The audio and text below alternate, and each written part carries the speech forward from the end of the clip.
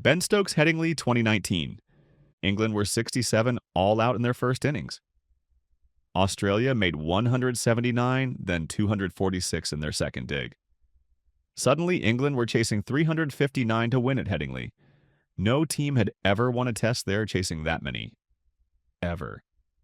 And then England were 286 for 9, 9 down, 1 wicket away from losing the Ashes.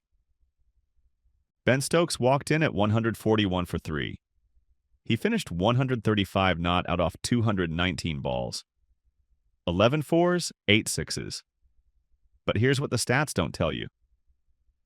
Jack Leach was at the other end. Number 11. Glasses.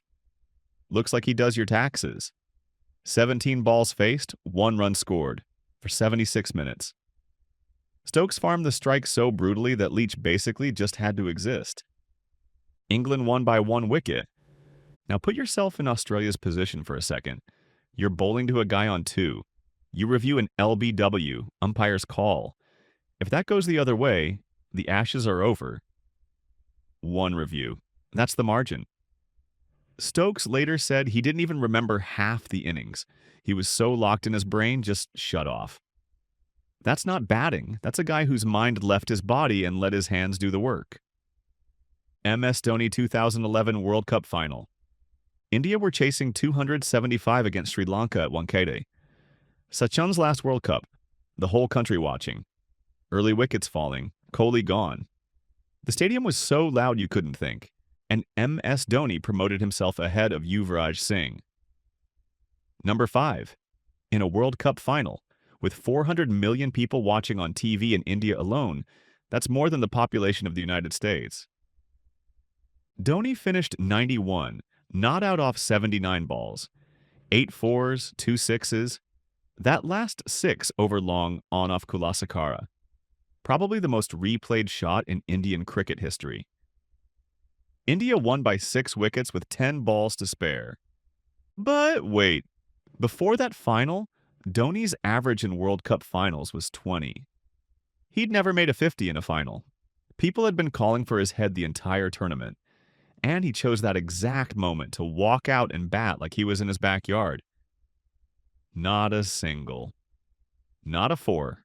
A 6. Because that's what clutch looks like. It looks like a guy who knows the entire country is watching and still decides to end it with 1 shot. Carlos Brathwaite, 2016, T20 World Cup Final. West Indies chasing 156 against England. With 27 balls left, they need 49. And Carlos Brathwaite walks up at 107 for 6. This is a guy who'd played 8 T20s. Averaged 18 with the bat. The team actually hesitated between sending him or Dinesh Ramdin. Ramdin had 58 caps. Brathwaite had 8. He basically sprinted out of the dugout. 34 not out off 10 balls, 4 balls, 4 sixes. First ball from Ben Stokes, 6 over long on. Second, 6 over long off. Third, 6 over long on again. Fourth, 6 over long off to win it. West Indies won by 4 wickets with 2 balls left. First player in T20I history to hit 4 consecutive sixes. England went from defending champions to broken in 4 balls. And remember, this is the same Ben Stokes who'd pulled off miracles for England. The same guy who'd win them a World Cup 3 years later. In 2016, he was on the other end of history. Clutch doesn't care about reputation. It cares about what you do when the ball is in your hand and the game is on the line. Virat Kohli 2022, T20 World Cup versus Pakistan. India chasing 160 against Pakistan at the MCG. Biggest rivalry in cricket. 90,293 people in the stadium. And India were 31 for 4 in the power play. Then 45 for 4 after 10 overs. Kohli was on 12 off 21 balls at one point. 12 runs, 21 balls. He looked finished. Then the last 2 overs happened. Kohli finished 82 not out off 53 balls. 6 fours, 4 sixes, 16 needed off the last over. Haris Rauf bowling 150 kilometers per hour. First ball, 6 straight back over his head. Next ball, 6 over fine leg. 2 balls, 12 runs. Then Mohammad Nawaz bowled the final over. And between a no-ball 6, wides, and absolute chaos, India got home off the last ball. Kohli and Hardik Pandya put on 113 runs, the highest partnership for any wicket for India against Pakistan in T20 aces. And Kohli himself said after the match, "I have no words, no idea how that happened." Look, when the guy who's played more clutch innings than almost anyone alive says that, you just watched something that shouldn't have been possible. Abdul Razzaq versus South Africa 2010. Pakistan chasing 287 in Abu Dhabi. They were 149 for 5 in the 33rd over. Required rate climbing. South Africa had just posted 286 for 8. Pakistan looked dead. Done.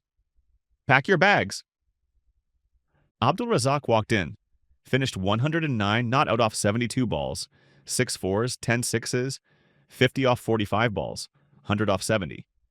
He went from 50 to 125 balls. Pakistan went from losing by 50 to winning with overs to spare. Razzaq was 30 years old, supposedly past his prime, in and out of the side, and he chose that day to hit 10 sixes against one of the best fielding teams on the planet. You'd think a guy hitting 10 sixes was the peak, but the real peak is that he wasn't supposed to be there. He wasn't even in the original 11 consistently. That's a guy deciding the game isn't over until he says it is.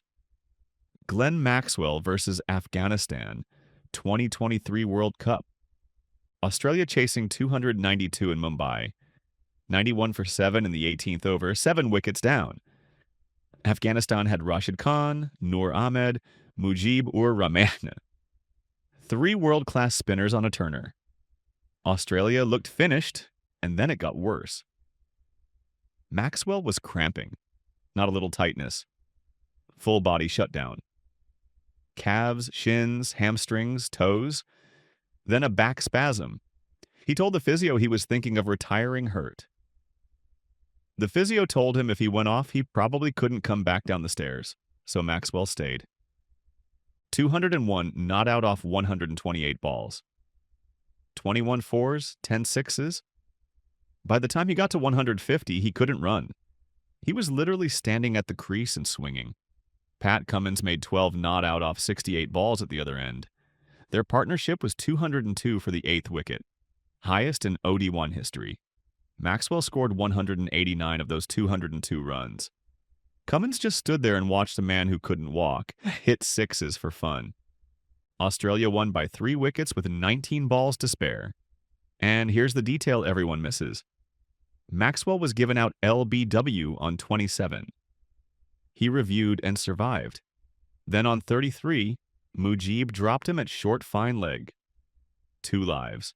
He made them pay with the highest individual score in any World Cup chase ever. The first ODI double hundred by an Australian, while not being able to move his legs. Travis Head versus India 2023 World Cup Final. India versus Australia. Ahmedabad, 92,453 people. India had won all 10 games coming in, undefeated. They'd beaten Australia by 66 runs in the group stage. They were the favorites, the hosts, the dominant force. India batted first and made 240. Not huge, but on a tricky surface. Australia still had to chase it. And then they collapsed to 47 for 3 in the 7th over. Bumrah had Marsh and Smith. Shami had Warner. The crowd was deafening. Australia looked like they were about to get blown away in a final on Indian soil. Travis Head walked in, finished 137 off 120 balls, 15 fours, 4 sixes. He put on 192 with Marnus Labuschagne, the highest partnership ever in a men's ODI World Cup final chase. Australia won by 6 wickets with 7 overs to spare, but Head wasn't even supposed to be at this World Cup. 2 months earlier, he'd fractured his hand facing a Gerald Coetzee bouncer in South Africa. Missed all the warm-ups, missed the first 5 matches. The selectors gambled on him. The medical team worked overtime, and he repaid them with a century in the World Test Championship final, 62 in the semifinal, and now 137 in the final. Oh, and he also took the catch that changed the match. Rohit Sharma flying at 47 off 31, about to take the game away. Head ran back from cover point and took a diving catch over his shoulder. That dismissal broke India's momentum. They went from 80 for 2 to 240 all out, scoring 2 boundaries in a 28-over stretch. Head won it with the bat and possibly saved it with that catch. Only the third Australian after Gilchrist and Ponting to score a World Cup final 100. With a hand that had been broken 2 months ago. Graeme Smith, Edgbaston, 2008. South Africa chasing 281 to win at Edgbaston. First series win in England since 1965. 43 years, and Graeme Smith had a broken hand, not a sore finger. A fracture in his left hand from the previous test. Doctor said he couldn't bat. He said he was batting at number 3. Smith walked in at 11 for 1, batted 249 balls, finished 154 not out. 16 fours, 1 6, put on 112 with A.B. de Villiers. South Africa won by 5 wickets. Now imagine being the England bowler here.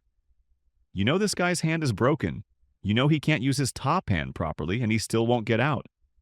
You'd think that's the end of it. But no, Smith also had tennis elbow in his right arm. Both arms were basically shot, and he still played the innings of his life. That's not clutch. That's a guy whose body said stop, and his brain said absolutely not. VVS Laxman Kolkata, 2001. Australia had won 16 tests in a row. Best team on the planet. First test at Mumbai, they destroyed India by 10 wickets. Second test at Eden Gardens, Australia scored 445. India made 171. Australia enforced the follow-on. In 122 years of Test cricket, only 2 teams had ever won after following on. India were dead. VVS Laxman walked in at 115 for 3 in the second innings, batted 452 balls, scored 281, 44 fours. Rahul Dravid made 180 off 353 at the other end. Their partnership was 376, highest ever for India against Australia. India declared at 657 for 7. Australia bowled out for 212. India won by 171 runs. Only the third time in Test history a team won after following on. First time India had ever done it. But Laxman wasn't even supposed to play. He'd been dropped for the first test. Brought back because they had no options. Scored 59 in the first innings and people called it a decent comeback. Then he played 281 and turned Indian cricket on its head. Before Kolkata 2001, Australia were invincible. After it, they cracked. That one innings changed how an entire generation of Indian players saw themselves. Lasith Malinga versus South Africa 2007 World Cup. Sri Lanka scored 209. South Africa were 206 for 5, chasing 210. Needed 4 runs to win with 6 balls left. 5 wickets in hand. 4 runs, 1 boundary. And Lasith Malinga had the ball. First ball, Sean Pollock bowled by a slower ball. Next ball, Andrew Hall caught it cover for a duck. Then Shaminda Vas bowled a maiden. Malinga came back. First ball, Jacques Kallis edged behind. Hat trick. Next ball, Makayantini yorked, middle stump gone. 4 wickets in 4 balls. South Africa went from 206 for 5 to 207 for 9. Nobody had ever taken 4 wickets in 4 balls in international cricket before. Not in 130 years, not in tests, not in ODIs, nowhere. Malinga did it with that slinging action that looks like it shouldn't be legal. And he did it when South Africa had a 99.9% win probability. Yeah, South Africa choked. But choking only happens because someone applies the pressure. Malinga didn't bowl 4 good balls. He bowled 4 perfect balls when the game was already over. Robin Peterson eventually edged the winning 4-pass slip, but Malinga had already made history. 4 for 54, and nearly the greatest heist in World Cup history. Javed Miandad versus India 1986 Austral-Asia Cup Final. India scored 245 for 7 at Sharjah. Pakistan chasing 246. Their first ever ODI trophy on the line. Last over, they're 235 for 7, need 11 off 6. Chetan Sharma has the ball. First ball, Miandad hits to long off. They go for 2. Wasim Akram run out. 235 for 8, need 10 off 5. Second ball, boundary, need 6 off 4. Third, single, need 5 off 3. Fourth, Zulkarnain clean bowled for a duck. 240 for 9, need 5 off 2. Fifth, Tausif Ahmed scrambles a single. Azharuddin misses a clean run out. 241 for 9, need 4 off the last ball, 1 wicket left. Trophy on the line. Chetan Sharma runs in, tries a Yorker, it comes out a full toss, and Miandad, already on 110, swings it over mid-wicket for 6. Pakistan win by 1 wicket. Miandad finishes 116 not out. India had dominated that match for 99 overs. Ramiz Raja said later, "From 9:05 till 5 minutes before the end, India were winning. One ball changed everything." Kapil Dev said that defeat crushed the entire side's confidence for the next 4 years. That's not just a last ball 6. That's a single shot that broke a team for half a decade. Look, I can't cover every clutch performance in one video. There are too many. Kapil Dev's 175 not out against Zimbabwe in the 1983 World Cup, when India were 17 for 5.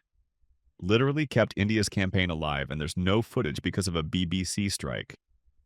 Aravinda de Silva's 107 not out in the 1996 World Cup final. Shahid Afridi's last ball 6 against India off R. Ashwin in 2014 to win the Asia Cup. Brian Lara's 153 not out against Australia in 1999 when West Indies were 105 for 5, chasing 308. Herschel Gibbs hitting 6 sixes in an over. Kusal Pereira's 153 not out against South Africa in 2019 from 77 for 5 with a number 11 for company. The list is endless. If you want a part 2, drop it in the comments. I'll be reading them. I know I left out some absolute bangers, but for now, if this helped you understand what clutch actually means in cricket, hit that like button. Subscribe for more Cricket Explained Simply, and I'll see you in the next one.